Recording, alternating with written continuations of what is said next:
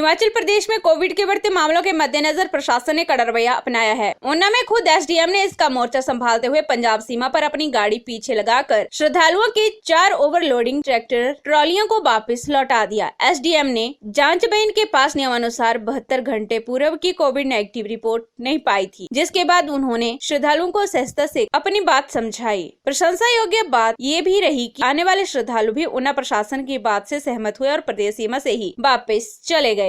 हिमाचल प्रदेश में कोरोना के बढ़ते मामलों के कारण प्रशासन ने अपने तेवर कड़े कर लिए हैं। इसकी वानगी का एक दृश्य हमें प्रदेश के ऊना में दिखाई दिया, जहां ऊना में दबंग महिला एसडीएम ने खुद मोर्चा संभाला और कड़ी कार्यवाही की मिसाल दी। हमारी टीम जब पंजाब सीमा पर कोविड के बढ़ते मामलों के चलते आवाजाही और प्रशासनिक कार्यवाही का जायजा ले रही थी, तो टीम ने पाया कि ऊना की एसडीएम निधि पटेल ने खुद बॉर्डर पर मोर्चा संभाला हुआ था। इसी बीच उन्होंने देखा कि 4 ट्रैक्टर ट्रालियों में हरियाणा से श्रद्धालुओं का एक जत्था उनके रोकने के बावजूद आगे बढ़ा जा रहा था। फिर क्या था, निधि पटेल ने तुरंत अपने ड्राइवर और सहयोगी कर्मचारियों को उन ट्रैक्टर ट्रालियों के पीछे लगा दिया। कुछ दूर पीछा करने के बाद उन ट्रॉलियों को रोक लिया गया और वापस एसडीएम के पास लाया गया, लेकिन प्रशासन को श्रद्धालुओं के इस जत्थे में से किसी के पास भी कोरोना की नेगेटिव रिपोर्ट नहीं मिली, जबकि हिमाचल सरकार के नियमानुसार बाहरी व्यक्तियों को प्रदेश में प्रवेश के लिए अब 72 घंटे पूर्व की कोविड नेगेटिव रिपोर्ट साथ लानी जरूरी है। इन श्रद्धालुओं के पास यह रिपोर्ट नहीं पाए जाने पर एसडीएम ने बड़ी सहजता और सरलता से श्रद्धालुओं को समझाया और प्रशासन की बात रखी और श्रद्धालुओं की सभी 4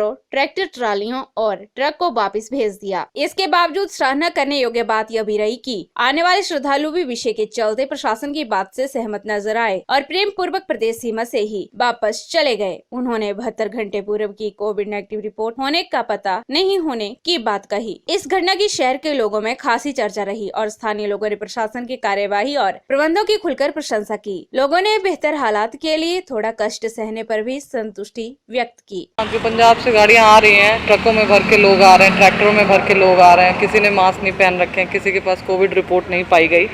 और जैसे कि हमारे आदेश है कि 72 घंटे के अंदर अंदर की रिपोर्ट होनी चाहिए, उन्हीं को अलाउ होगा।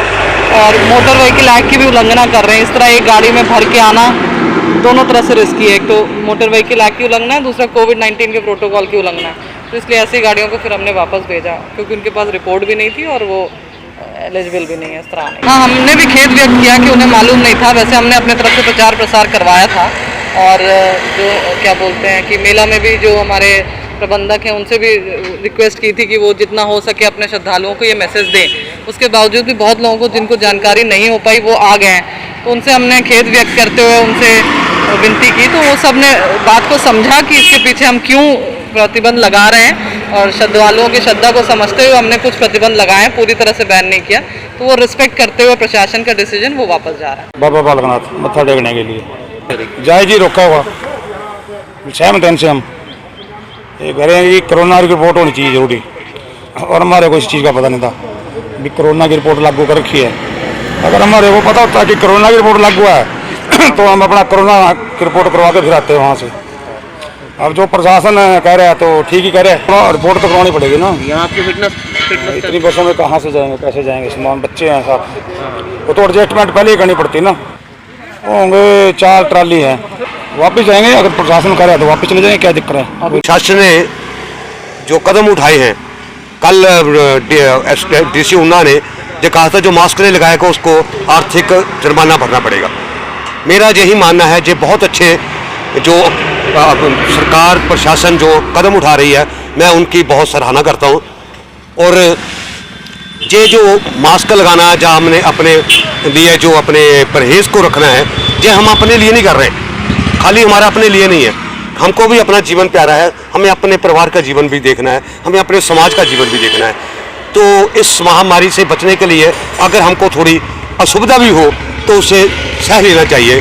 कहते देर से अंधेर से देर भरी, तो थोड़ी परेशानी तो जरूर होगी, लेकिन हमें इसमें से जो प्रशासन का करना चाहिए, मेरा यही सभी से निवेदन है, यही प्रार्थना है। और प्रशासन जो कदम उठा रहा है, मैं उनको उनके इस कदम के उठाने के लिए साधुवाद देता हूँ। PRTV के लिए ऊना से रोहित शर्मा के साथ रिद्धम की रिपोर्ट।